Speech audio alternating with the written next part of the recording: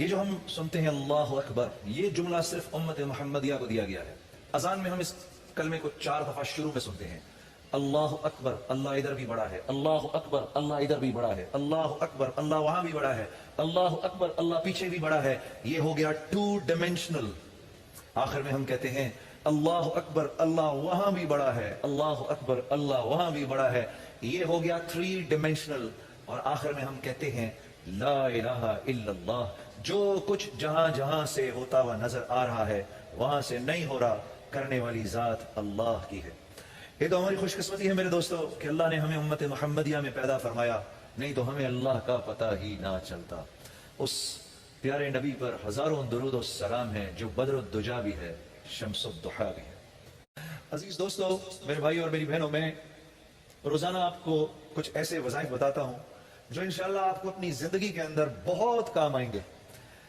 26ویں پارے کی پہلی سورت ہے سورہ احقاف، پہلی سورت۔ اس کا جب پہلا رکوع ختم ہو تو پہلے رکوع اور دوسرے رکوع کے بیچ میں ایک دعا ہے، رب اعوذنی ان اشکر نعمتک التی انعمت علی وعلی والدی وان اعمل صالحا ترضاہ۔ اس کے بعد یہ آخری جملہ ہے، وَأَصْلِحْ لِي فِي ذُرِّيَّتِي إِنِّي تُبْتُ إِلَيْكَ وَإِنِّي مِنَ الْمُسْلِمِينَ۔ جو اتنے حصے کو ہر نماز کے بعد ایک دفعہ پڑھے گا اور اللہ سے دعا کرے گا کہ اے اللہ اس میں جو دعا ہے تو اس کو قبول فرما، تو پھر اس اللہ کی طرف سے کیا ملے گا؟ والدین کا فرما بردار ہوگا، اچھے رشتے ملیں گے ان کو اللہ رب العزت کی طرف سے ان کو اللہ کی توجہ ملے گی۔ وَأَصْلِحْ لِي فِي ذُرِّيَّتِي إِنِّي تُبْتُ إِلَيْكَ وَإِنِّي مُسْلِمِينَ۔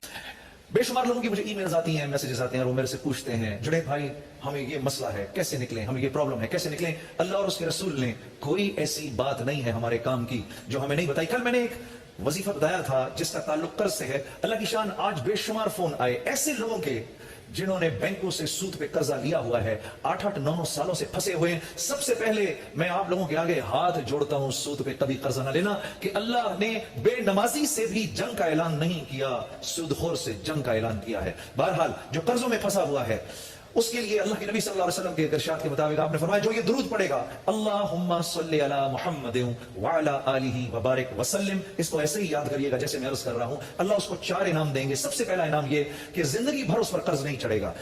اس کے علاوہ اس کا دوسرا فائدہ یہ، پہاڑ جتنا ہوگا ادا ہو جائے گا، قیامت کے دن اللہ اس سے کسی نعمت کا سوال نہیں کرے گا۔ یہ تیسرا فائدہ ہے۔ اور چوتھا فائدہ ہے کہ اللہ اس کو جنت میں بے حساب داخل کرے گا۔ صرف اس بات کا خیال رکھنا ہے کہ یہ درود ظہر کی نماز کے بعد 100 دفعہ پڑھنا ہے۔